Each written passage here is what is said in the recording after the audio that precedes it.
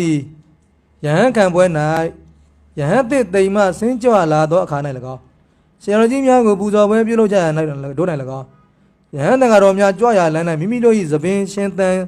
်ဇေရည်အတွက်ဖြစ်စေသူကရွေကြတယ်တမျိုးပဲနော်သပင်အားကောင်းအောင်လို့ဆရာတော်တွေကိုနင်းခိုင်းတာနော်မိမိအမျက်တနိုးပြုပြင်ဆောင်ချောက်ခဲ့သောသပင်ဖြင့်အမျက်ဆုံးပူဇော်မြည်ဟူသောရွေချက်ဖြင့်ဖြစ်စေမိမိတို့၏သပင်ကိုဖြေချကဖြန့်ခင်းလျက်ထားလေရှိဒါတော်တော်ရှိကြတော့တခက်စားခဲ့ဘူးတယ်အဲ့ဒါမျိုးနော်ဆရာတော်ကြီးကြွလာရင်လမ်းမှာသပင်ကြီးတွေဖြန့်ခင်းတာထိုသပင်ကိုယဟန်တော်တို့အနေဖြင့်နင်းမိလျင်အပြည့်အပယ်တက်ရောက်နိုင်သောကြောင့်အမျိုးသမီးများသည်မိမိတို့၏သပင်တို့ကိုဖြန့်ခင်းမပူဇော်သိကြစေဒါကြတော့ဘုန်းကြီးကိုယ်တိုင်သွားနေတာဆိုတော့အပက်တက်နိုင်တယ်နော်ဒါသူတို့လာထိတာမဟုတ်ဘူးနော်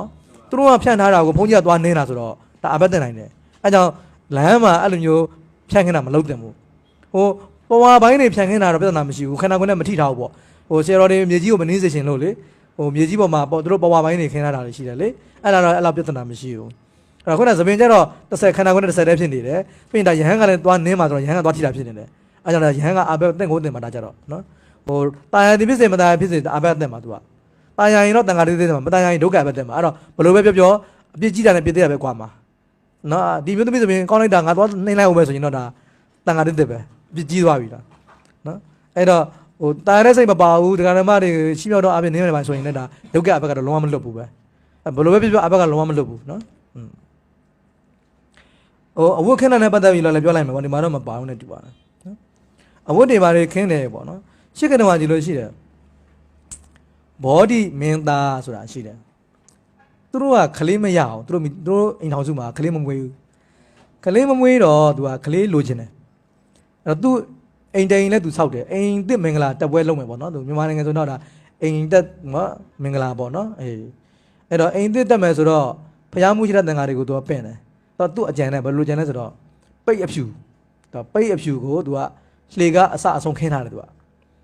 ့တော့အကယ်၍ဒီပိတ်ဖြူကိုဘုရားကနင်းခဲ့မယ်ဆိုရင်ငါခလေးရမယ်သူကသူ့ထားနဲ့သူကလားသူကသူ့အကြံနဲ့သူအထားနဲ့သူကဘုရားသည်ဒီအခင်းကိုနင်းခဲ့ရင်ငါခလေးရမယ်ဘုရားသည်မနင်းတော့ငါခလေးမရဘူးဟောသူ့အကြံနဲ့သူအဲ့ဒါဘုရားပင့်ပြီဘုရားမှုရတန်ခါတန်းစီပြီးကြွလာတယ်အဲ့လှေကားကြီးရောက်တော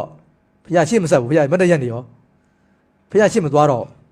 အဲ့တော့သူကလျှောက်တယ်မြတ်စွာဘုရားနင်းပါဘုရားနင်းပါဘုရားသူကခလေးရချင်တာဟုတ်သူကအတင်းနင်းခိုင်းတာနင်းပါဘုရားနင်းပါဘုရားသူကခလေးရချင်တာမြတ်စွာဘုရားလည်းမနင်းဘူးရက်နေတယ်အဲ့တော့အရှင်အာနန္ဒာကသဘောပေါက်တယ်မြတ်စွာဘုရားဒါကိုမနင်းချင်ဘူးဆိုတာသဘောပေါက်တယ်အဲ့တော့မြတ်စွာဘုရားကဟိုအာနန္ဒာကနေတော့ဂျားပြောတာတခါကြီးဒီပိတ်ဖြူတွေကိုဖယ်လိုက်ဘုရားမနင်းဘူးအဲ့ဒါပြန်ဖယ်ပေးရတာပေါ့နော်အဲ့ဖယ်ပေးတယ်အဲ့တော့မြတ်စွာဘုရားကဝိနည်းပညာတဲ့ရဟန်းတော်တို့ပိတ်ဖြူမနင်းနဲ့ဆိုဥပဒေဝိနည်းပညာတာရှိတယ်လူတွေအဲ့လိုပိတ်ဖြူခင်းနိုင်မနှင်းကြနဲ့ဘာဖြစ်လို့လဲဆိုဘုရားကဒါယဟန်တော်တွေကိုကာကွယ်ပေးထားတဲ့ဥပဒေဒီဥပဒေကယဟန်တော်တွေကိုတမင်တကာချုပ်ချယ်တာမဟုတ်ဘူးဘုရားရှင်ရဲ့ကရုဏာတော်နော်ဘုရားရှင်ရဲ့တာဝကတွေပေါ်မှာထားတဲ့စေစနာဘာဖြစ်လို့လဲဆိုတော့လူတွေကအကြံနဲ့လေဒါနင်းရင်ခလေးမွေးမမနင်းရင်ခလေးမွေးဘူးဆိုတော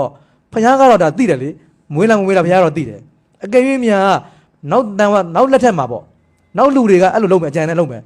နောက်ဘုန်းကြီးတွေဘာမှမသိဘူးသိပေါင်းနဲ့နင်းမယ်နင်းပြီးခလေးမမွေးရင်ဘုန်းကြီးတွေပြောခံရတော့မယ်ဒီဘုန်းကြီးတွေဘာလဲငါတို့အဝတ်နေကလေးလည်းမွေးပါလားဆိုပြီးတော့အပြောခံရတော့မှာဘုရားကအဲ့ဒါကိုမြင်လို့ဘုရားရှင်နော်တပည့်တွေပေါ်မှာထားတဲ့စေတနာနော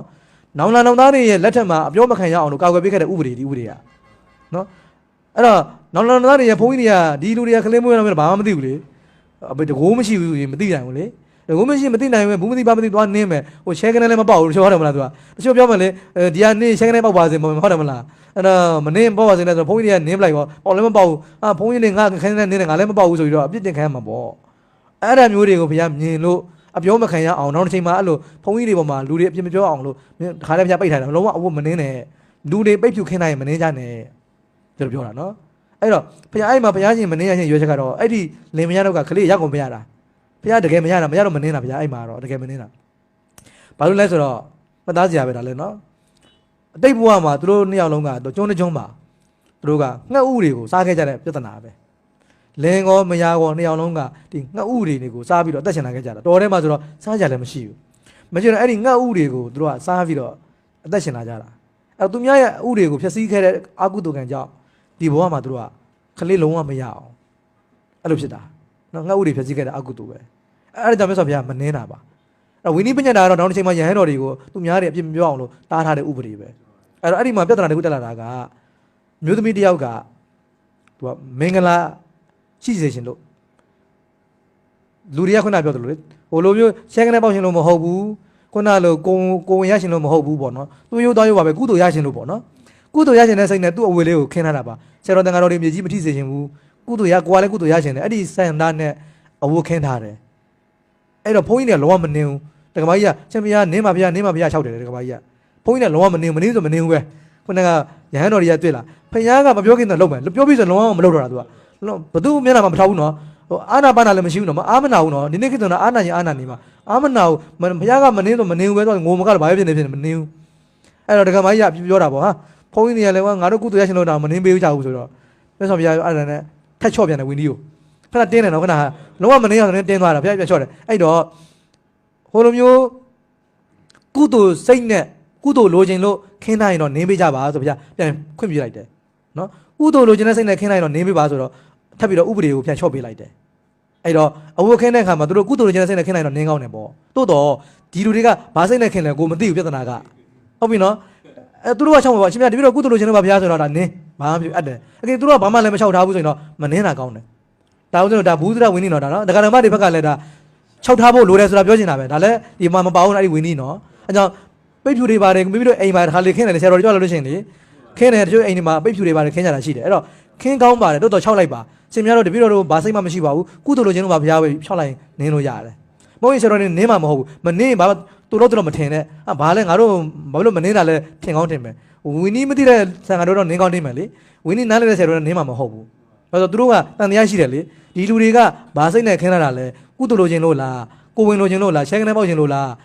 နော်ထီပေါက်ချင်လို့လားဆိုခင်းတာမသိဘူးလေနော်အဲကြောင့်ကျွန်တော်ကတန်ဃာတော်တွေဘက်ကကုသိုလ်လိုချင်လို့ခင်းလာတာဆိုရင်နင်းကောင်းတယ်တခြားကိစ္စနဲ့ဆိုခင်းရင်မနင်းကောင်းဘူးဒီတော့ကျွန်တော်ဒကာဓမ္မတွေဘက်ကပိတ်အဝတ်တွေပါတွေခင်းလာလို့ရှိရင်ချောက်အောင်မယ်ကုသိုလ်လိုချင်လို့ခင်းလာတာပါနင်းပါဗျာပေါ့နော်ဒါကြောင့်အောင်ပါ